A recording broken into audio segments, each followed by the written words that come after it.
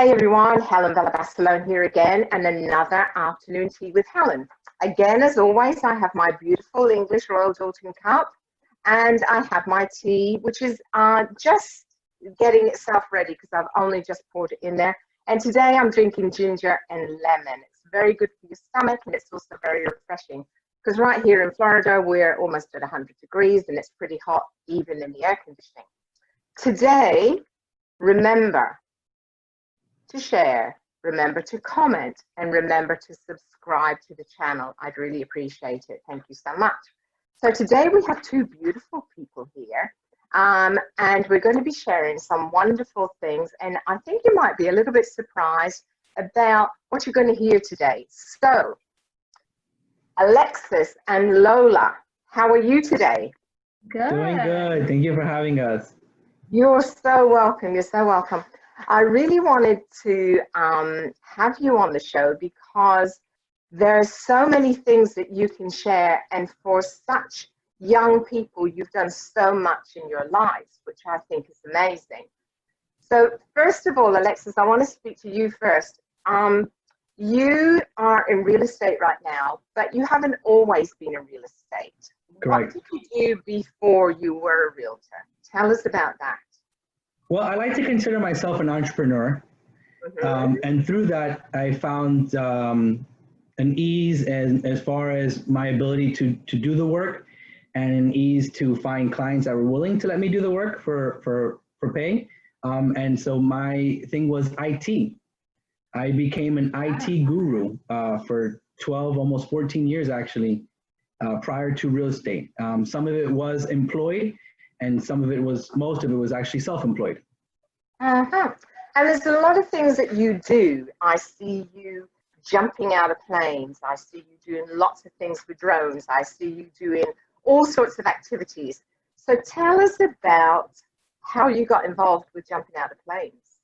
Believe it or not, I actually have a fear of heights, and I got into jumping out of planes because I was requested to become part of the Special Operations United States Army. And part of the requirement was that I can jump out of planes. And so I wanted it bad enough that, I wouldn't say I've gotten over my fear, because I do have a very healthy fear of heights still and to this day. But it was the challenge was worth it. I wanted to become the best soldier I could become. I wanted to, when I learned what it meant to become a paratrooper and what we go through as paratroopers, there's no other choice in my mind but to become one. So when did you actually become a paratrooper? The year was 2014. Wow, and we're in 2020 now. And we're in 2020. So, and how long did you do that for? So I did that for another 3 years active duty after becoming a paratrooper, and then I went back in about a year after getting out, and I did another 2.5 years as a reservist. All right, okay. So we're coming up to, I know we're recording this and we're in 2020, but we're also, it's July 4th weekend. Correct. Okay. So how do you, having served, how do you feel about the July 4th weekend? I don't think it has brought too much of a difference. I've always loved, the holiday. Who doesn't enjoy fireworks and barbecues and family time and friends? But I've always been very, very patriotic. So I don't think that being a soldier actually changed my level of patriotism. Maybe my level of how I see how others view it, maybe, if anything. Okay. And how do you feel when people say thank you for your service? What? Because I see people do it all the time, and I see it through my husband as well, because he's the Barcelone, and if you've been in anything to do with the service, you know what a Barcelone is. And I hear people say this all the time. So how does it make you feel when someone says thank you for your service? So it's funny that you asked that, because I've actually been waiting for somebody to finally ask me this question.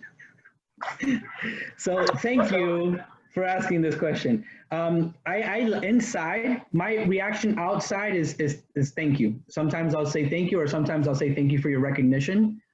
But inside, I almost laugh because I'm the one that's grateful. I am so grateful for the time that I was allotted to serve and to be a soldier for this country. So I say thank you because it's the right thing to do, but in my mind, I'm laughing because I'm the one that's grateful. Thank you for allowing me to serve your country. Wow, that made me go all goosebumps. Whoa, that's amazing.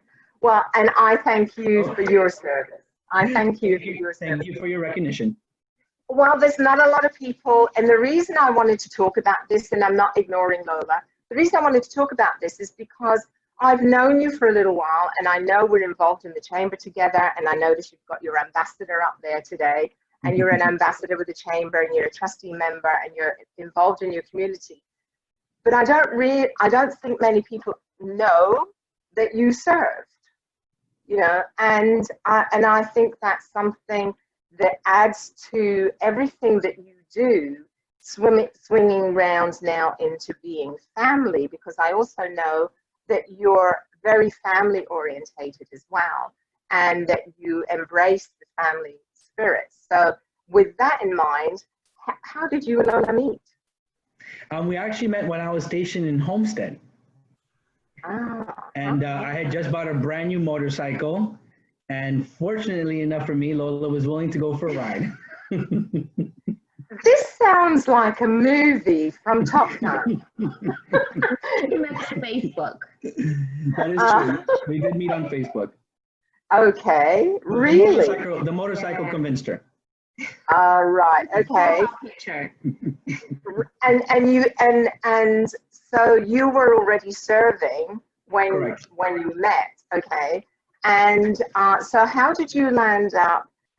You know, getting married, having children, all this sort of thing. Well, it was a funny time when actually we met, believe it or not. I was actually just going through a divorce. So it was a very, very like rough, unstable time for me. And Lola was like the angel that swooped in and saved not just me, but my life really. You know, I was a single dad. And not that being a single dad is impossible, but you know, most single dads have the support of the mom. And in my particular case, now I do have the support of my daughter's mom, but at that particular moment, I didn't have that support. I was not just a single dad, but I was the only parental figure. You know, managing a home, managing my child, and Lola came in and literally just saved, you know, my day. I was the first person I was ever able to trust again. And you know, when going back to speaking about paratrooper school, my wife and my daughter were at every single military graduation ceremony that I'd had, and this was the first time that I was going to be celebrating something military oriented that my ex-wife and daughter wouldn't be able to attend, because who would bring my daughter to Atlanta, which is where the base is for paratrooper school. And, you know, me and Lola had been dating already for almost a year now. And Lola had said, you know what, if your ex-wife is okay with it, I would love to be there at the graduation and bring your daughter. And sure enough, that's exactly what happened. And, you know, all those small things that she did to show me how much she was willing to help out the team and be part of the team. She's staring at me.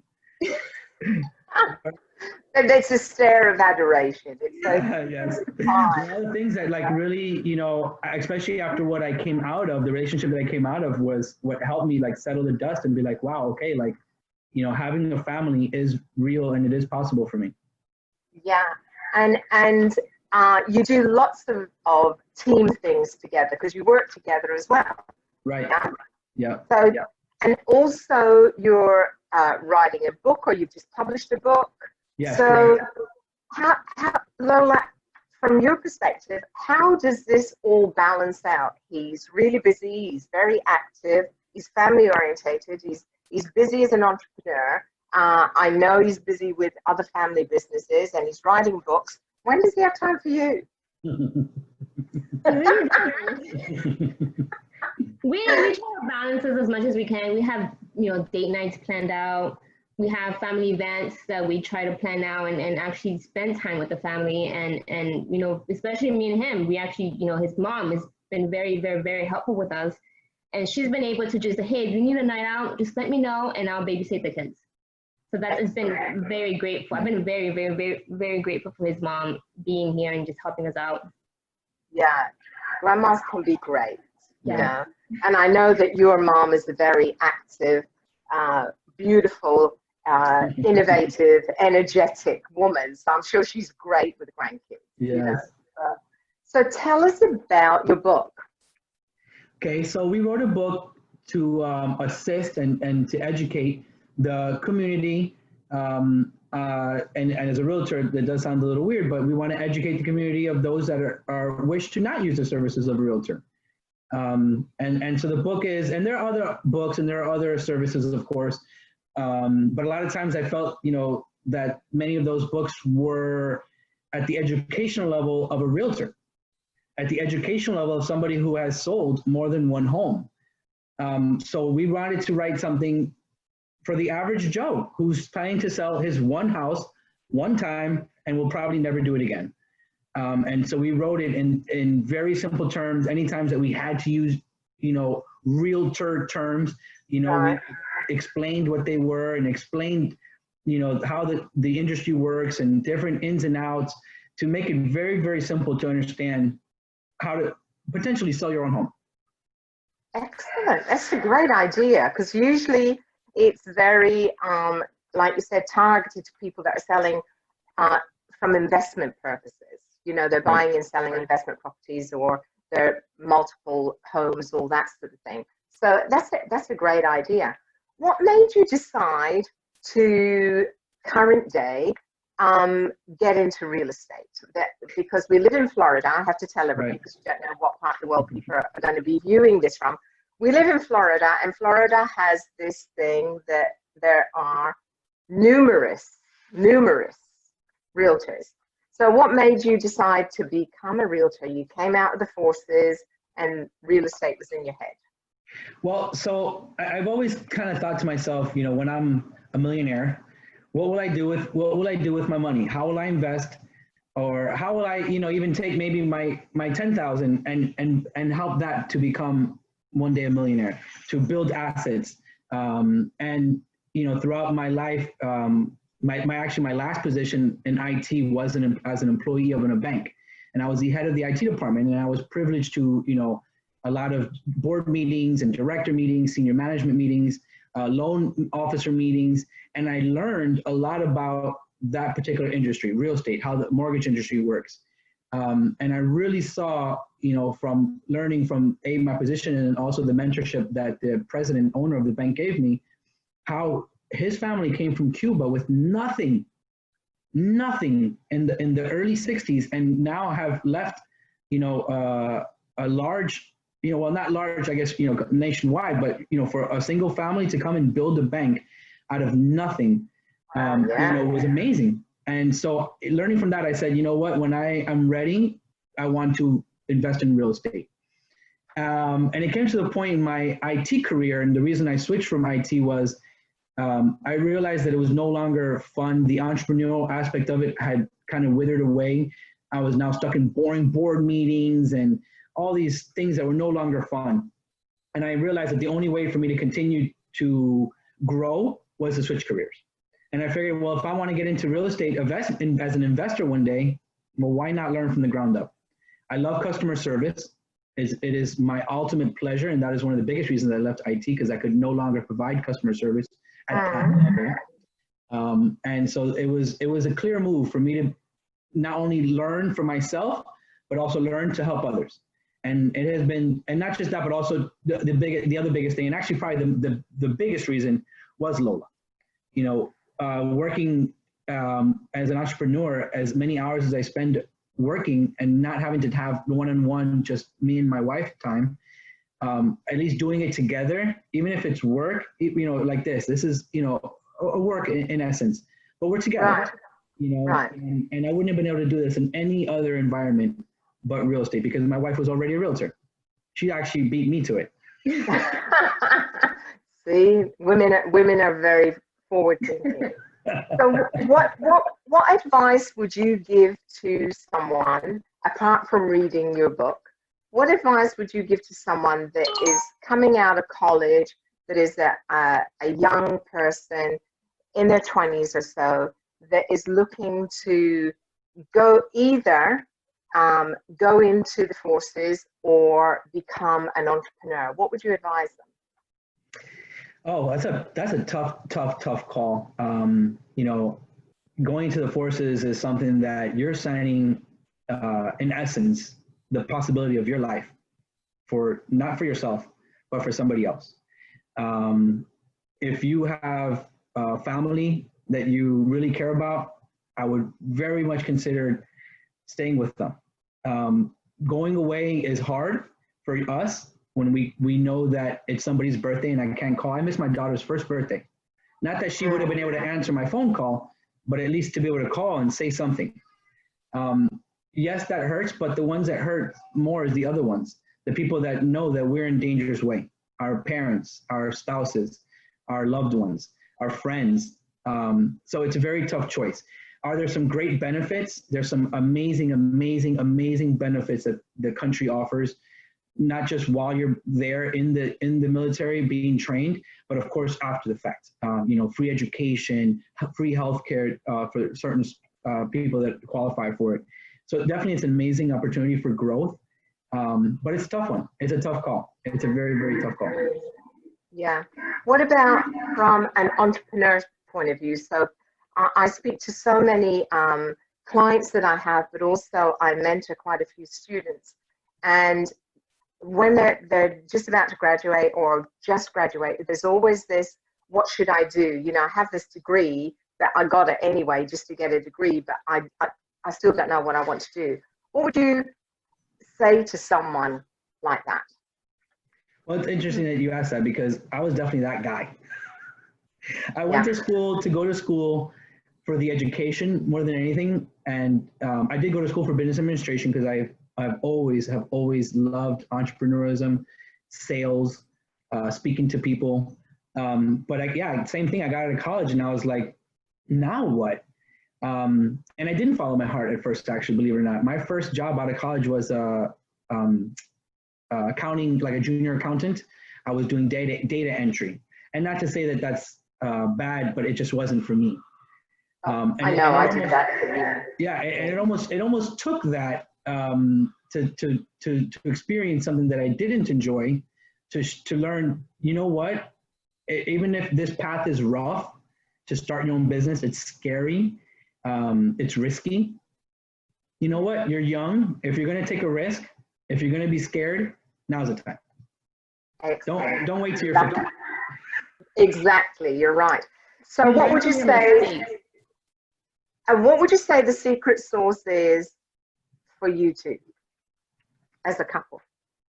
Yeah, I would say our secret sauce, honestly, is customer service. You know, always turn the cheek when you have to, and always smile, always give the best foot forward, and the best service, whether you're helping the client and because you know that you're going to make a sale or not. We don't think about whether we're going to sell or rent or any of that nature. You know, we hand out an amazing service. I have a full staff that helps us do that. And we tell them all the same thing. We're going to help them whether you know they're going to walk away or not. Which is great for business. However, what I meant was, what's the secret sauce for your relationship? That's what I thought the question was. Exactly. You started talking. I was like, okay. Well, why don't you tell us what our secret sauce is? Well, I guess, I don't know, patience, I believe so. It's our secret sauce. I have a lot of patience. Yeah, and I would say that the secret sauce is Lola, and yeah. Because like, if you've gotten to know Alexis, this is a bit wild. Yeah. I move a lot, my mind moves a lot, and she just helps me somehow woo-saw, bring it all together. You know, I can be on fire outside complaining about how crazy everything is, and somehow she just knows how to keep everything smooth and you know, running. And I would definitely say that is our secret sauce. Wow. So this 4th of July is a different type of 4th of July because we have the COVID, we have in Florida, we have a whole other drama of, you know, things going on. So how are you celebrating this 4th of July differently than you would normally do? I'm not sure if we're actually celebrating it too differently. Well, I guess we do always enjoy watching the fireworks shows. We do like to go to Hollywood Beach and watch the fireworks shows. But normally we will get there at the last minute scram for parking and watch the show. So other than that portion, we'll be with family, doing a nice barbecue, hanging out in the pool, and catching hopefully some sun rays. Yeah, this year we won't have Isabella, your daughter. That's very true. That's very true. That's something that's different. Yeah. For us this year. And there's no fireworks. And there's no fireworks. There's no fireworks. And there's no fireworks. We went and bought some ourselves for our son, just to enjoy, at home, the backyard. But other than that, it's but very different experience. Yeah, exactly. However, we've all got to pivot, and we've all got to turn around and make a positive out of what is going on. And we're all learning how to do that with our businesses through all our Zoom calls, through our networking and all that sort of thing. So what I'd like to say to you two is thank you so much for sharing today. And you are an inspiration. And I love the fact that other people are going to hear how things are with you two and maybe learn something that will give them a little bit of inspiration, a little bit of motivation themselves, because you never know who you're going to inspire, especially when you mentor someone. So thank you both so much. Everyone else, please subscribe. Please say some beautiful comments.